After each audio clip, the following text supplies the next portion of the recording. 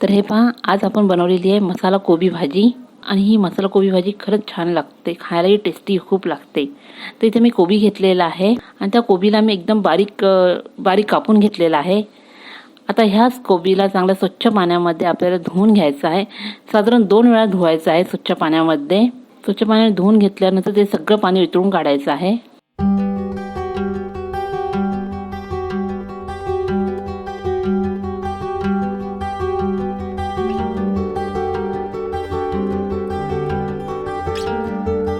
हे बघा, मी सगळं पाणी वितळून काढलेलं आहे।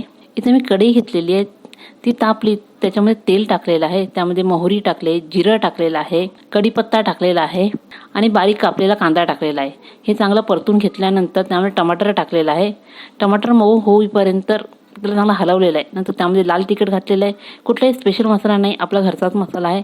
त्यामध्ये धने पावडर टाकलेला आहे, कोथिंबीर टाकलेली आहे, प्लस अद्रक लसूणची पेस्ट टाकलेली आहे आणि थोडं पाणी टाकून त्याला चांगलं एकदम शिजवून घेतलेलं आहे। मसाला एकदम चांगला भाजून घेतलेला आहे। आता त्यामध्ये भिजवलेली चण्याची डाळ टाकलेली आहे, कापलेली जी कोबी आहे ती टाकलेली आहे आणि चिमूटभर मीठ टाकून चवीनुसार मीठ टाकलेलं आहे।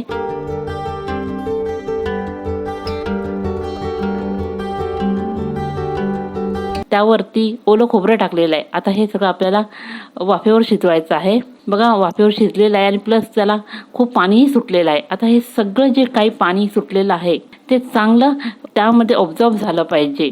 तर मी परत एकदा वाफेवरती शिजवायला ठेवते। सगळं पाणी बघा ऑब्झर्व झालेलं आहे आणि आपली जी कोबी मसाला भाजी आहे ती झालेली आहे तयार।